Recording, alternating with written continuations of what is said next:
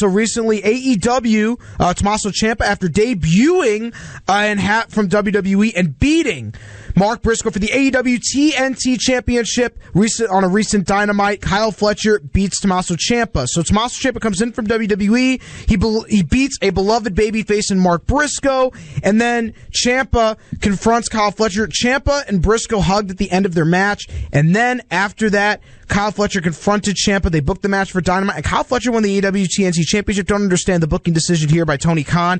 Ciampa comes in, he wins his first match, he wins gold. This is an ex-WWE guy getting a big push, and he loses to Fletcher almost immediately after winning the title. Now, I know that Kyle Fletcher is a budgeting star in AEW, but quite frankly, I don't really understand the decision here. Maybe Ciampa's injured. Maybe they're going to have a rematch soon. I don't really understand why this is happening, but, it's a quick title change coming regarding the AEW TNT Championship. I'm kind of puzzled by this move. I don't know why, but I'm very puzzled by this. Is Ciampa injured? We're going to find out more about the situation in the upcoming days. And of course, WWE for Elimination Chamber, they're going to be in Chicago, February 28th, 2026. Right now, LA Knight, Cody Rhodes, and Randy Orton are all qualified for the men's Elimination Chamber match.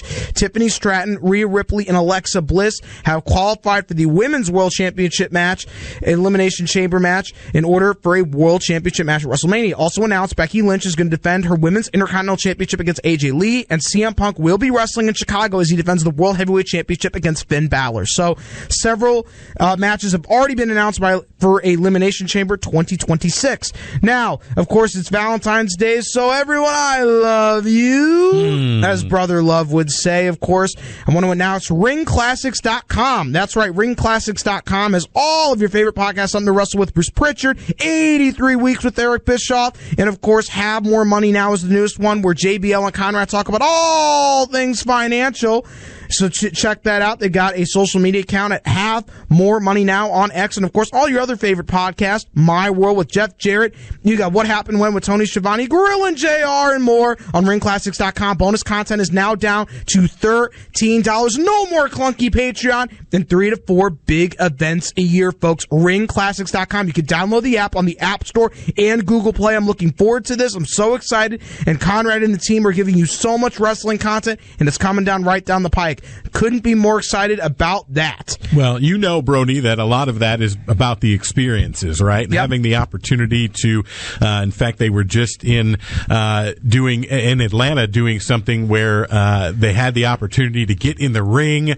They get the opportunity to work, whether you want to be a broadcaster, whether you want to be a referee, you want to be a commentator, right? To get the experience and do that. And there's a lot of things that you can do with Ring Classics, and glad you brought that up. Thank you. Yeah, absolutely. And of course, when we talk about wrestling and we talk about Valentine's Day, folks, just sit back, pop open your favorite beverage of champagne, enjoy your box of chocolates or chocolate-covered strawberries, and enjoy this Valentine's Day romance edition of Wrestling on the Spectrum. Now, we're going to dive in to a wrestling-themed pay-per-view. We're going to do a little bit of a pay-per-view recap. I know a lot, if you listen to any of Conrad's podcasts, you'll know that this is something very familiar, but what better show to highlight today than St. Valentine's Day Massacre. 1999, it took place February 14th, 1999, Memphis, Tennessee, in the Memphis Pyramid, where attendance was 19,000 people. And of course, going over the matches here, a lot was going on in the company at this period of time. So Vince Russo and Ed Ferrara had taken over the writing team, had now fully established themselves as the writing team. Of course, Terry Taylor joined on board, Bill Banks. There are a lot of people integrally involved in the creative process, Bruce Pritchard as well. And it was kind of in the peak of the Attitude Era as we were on the road to WrestleMania 15. And of course, starting off this pay-per-view, we had an interesting match between Goldust and Blue Dust. Blue Dust was the Blue Meanie at that time. He had just joined the WWE recently that November, and he was going by Blue Dust. Of course, Goldust took care of him in quick fashion at 3 minutes and 4 seconds.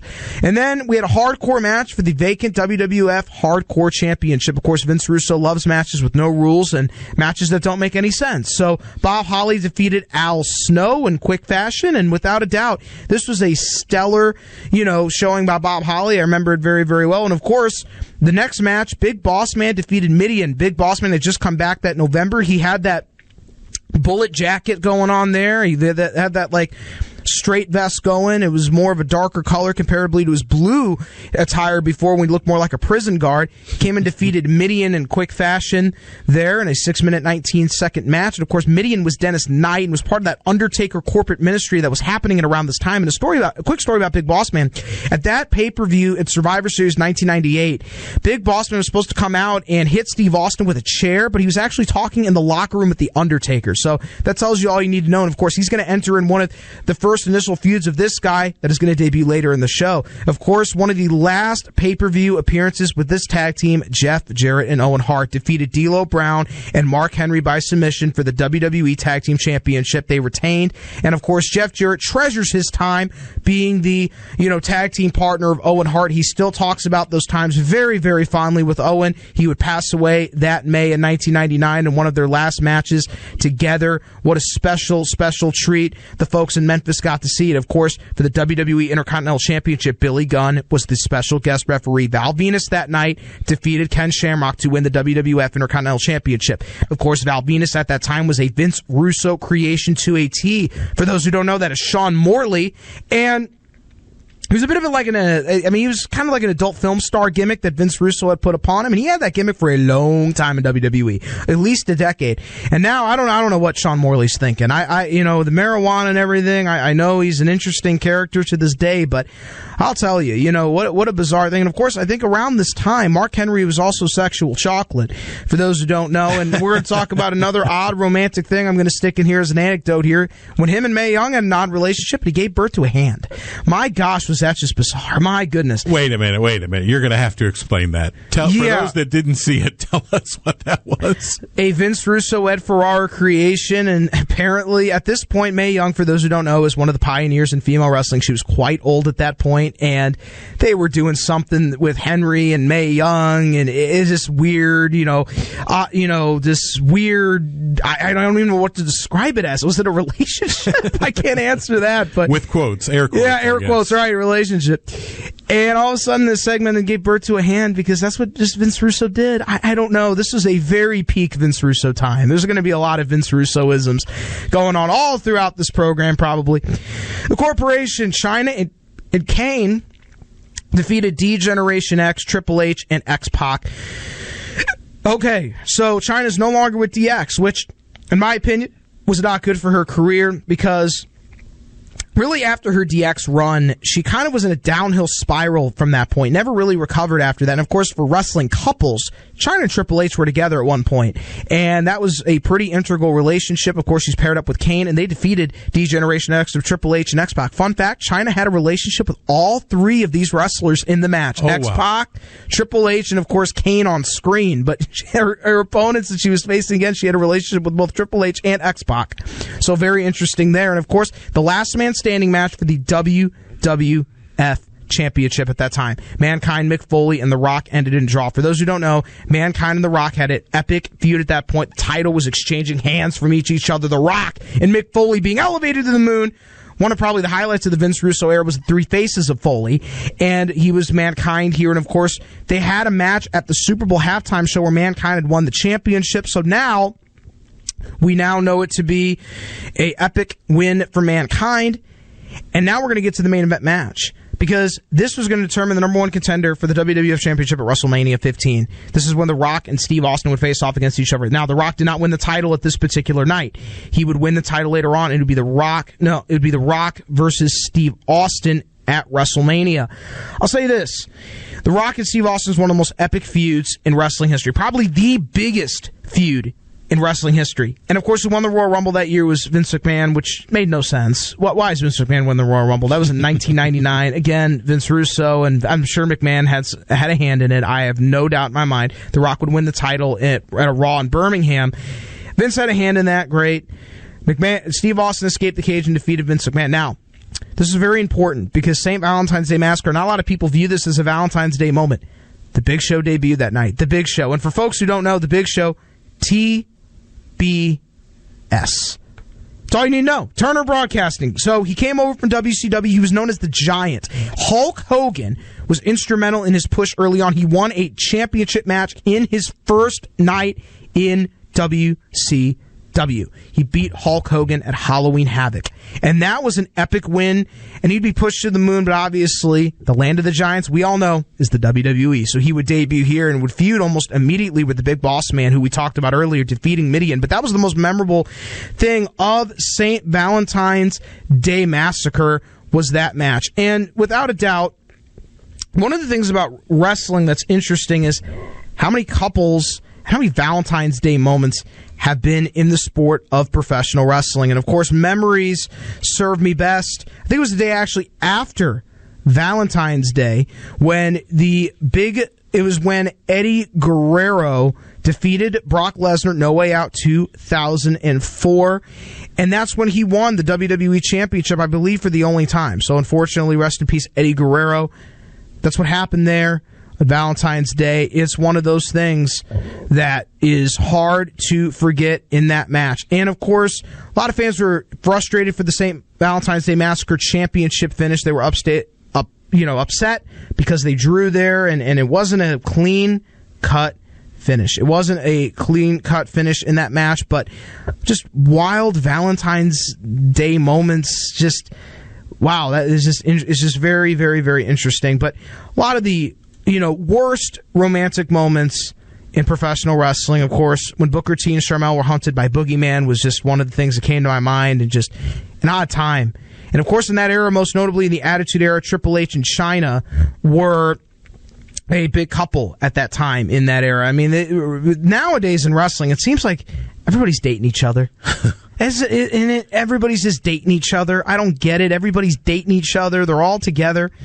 I have no idea, but they're all together. I don't get it, but they're all together. Sometimes we obviously have the lines blurred between whether or not they're dating in real life or dating on screen. As you mentioned, that Chyna had relationships with 3 people in one match, and one of them was just an on-screen, but 2 of them were actual partners of hers. Unbelievable. How many weird relationships has Kane had? The person, speaking of which, you should tag team up with. So he has a weird relationship with Lita on television. Do we remember that? He had a thing with Lita going on, and we're going to get to Lita in a second. But the Katie Vick incident, come on. What the heck was that? I don't get it. The build their match up to No Mercy. He apparently said Triple H claimed he was in a relationship with a mysterious woman, Katie Vick. I don't get it. I still don't get it. Nobody else got it either. And if somebody doesn't know, explain what led up to that. What led up to that is that somehow this was a feud between Kane and Triple H for the World Heavyweight and Intercontinental Championships, and the build-up to their match at No Mercy.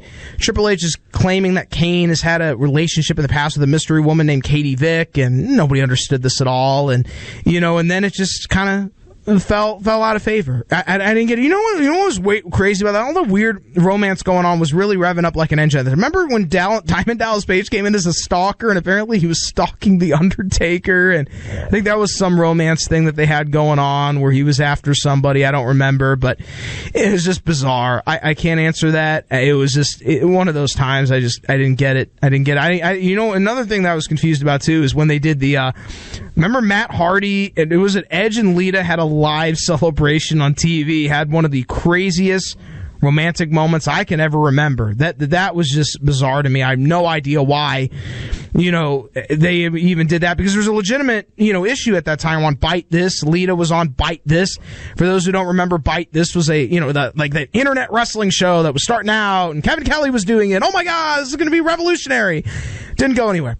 But what was the premise? It was just called Bite This, and it got big because Jim Cornette was on it initially, and then Vince is like, "What did you say on Bite This?" And then that was just on Raw, and then all of a sudden after that it was no more this, even though it lasted a really long time. That lasted all the way through 2005, 2006. There's something for just to have Kevin Kelly do something, because Kevin Dunn had Kevin Kelly do something because he didn't want Kevin Kelly on television and wanted Michael Cole instead. But that's kind of where it was going. That was it. Bite This, for those who don't know. And then they had that weird Edge, Matt Hardy, Lita love triangle that I just, okay. And then a live celebration in the ring was total distraction. At that time, Edge was pushed as a main eventer. He'd won the WWE Championship. We're being confused with this. And by the way, Lita's had a relationship in real life with CM Punk. So for those who don't know, CM Punk is another one. He's got a lot of relationships going. A lot of relationships going on. A lot of things. A lot of these guys are just all together. Oh my gosh, you can't beat this. You can't beat the classics. I mean, CM Punk, Edge is currently married to Beth Phoenix in real life. You can't write it any better, right? You know what? At least for Beth Phoenix, Edge is a lot better than Santino Marella, for those who don't remember that romance on WWE TV. Santino Marella and Beth Phoenix, what a disaster. My gosh. I just, at times in my life, I can't even believe all the things going on. What was it? Didn't Chris Jericho, I'm trying to remember this correctly, he had the Planet of the Apes come out on television and handed Stephanie, I think, was it flowers? Was it some type of present? Yeah, it was flowers and some type of present, because WWE was doing some type of crossover with the Planet of the Apes, and they're coming out on television, and Chris Jericho is being given gifts.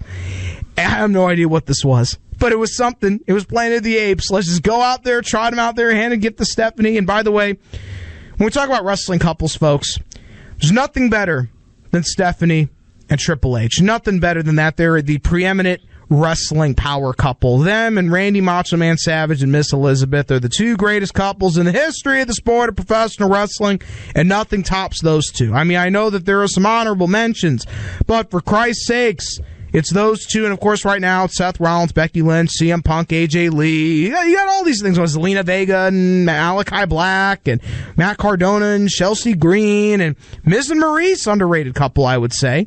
No doubt about that. I mean, there's just a lot of couples in wrestling. How could you beat that? I mean, you know, Mickie James and Mick Aldis, even though you never see that on TV. Natalya and Tyson Kidd are together. Tyson Kidd works integrally behind the scenes as an agent in WWE. So, for those who don't know, and just a lot of great couples. Obviously, we know Naomi and Jey Uso, Karrion Kross and Scarlett. A lot of great couples in wrestling. Of course, they've had a reality TV show about the Miz and Mrs. This is a real thing, folks. I'm telling you. Bianca Belair and Montez Ford. You can't beat that. You can't beat the classics of wrestling couples. Now, the bigger question is, who is the greatest wrestling couple that was on TV but wasn't actually together? My gosh, I can't think of it. I got to think of Dustin Rhodes and Marlena. Probably has got to be up there. Goldust and Marlena at one point. I think Marlena even kissed Kane. How many wrestlers has Kane kissed on television? My gosh, he's kissed a lot of people. Katie Vick, Marlena, AJ Lee. He's kissed everybody. He can't stop. He's kissing everybody. Now Triple H has had two of them, obviously, Chyna and Stephanie McMahon, but my gosh, he's kissing everybody. Can I ask you about the appeal of Chyna? Yes, you can. I don't get it at all. I don't get it. I never got it. Never got it. I'll tell you a story, and it'll make you laugh, Dave. Chyna actually got constructive surgery to fix her jaw and was she missed an appearance and was upset at Jim Cornette for booking her for appearance because he didn't account for the fact that her jaw was so massive, and got a surgery to chop down her jaw. She had a relationship with a lot of wrestlers, Triple H, X-Pac, so definitely in there. And of course, nothing beats that. I can't explain to you how ridiculous. And they had a relationship. Chyna and Eddie Guerrero had a bit of a relationship on television. Now, best storyline relationship going on right now, Dominic Mysterio and Liv Morgan. Last night, they had a little bit of a Valentine's Day sage going on. Of course, Lana and Rusev real-life couples, so that was prominently featured on WWE television. Christian and Trish Stratus were together for a cup of coffee, both Canadians. I kind of get it. Listen, it's all good. It's all good, right and just with the world to have them all together, but you know, Eminem was great. Morrison, Mercury, and Melina was a great team. Woman and two men. Oh my gosh, what a wild thing. I have no care in the world. I never got Eve Torres either. Eve Torres and Zack Ryder. That was weird. Weird times. Weird times we were living in at that point. All the silly romance going on in wrestling, going on at that time. Just absolute silliness. My gosh, so much going on. You mentioned the King and Queen, right? The power couple of Stephanie McMahon and Triple H. For those that didn't follow the story then, how did... because I can only imagine what the locker room was like when Triple H first got together with Vince's daughter. Oh, yeah. So, I mean, initially, it wasn't, I guess it was an on-screen, little fling with Stephanie and Triple H, became a prominent power couple on screen, and then they started to kind of get to know each other a little bit, and then in real life they were like welding the fuses together. I'm sure Vince wasn't happy that she was probably dating one of the boys, but guess what?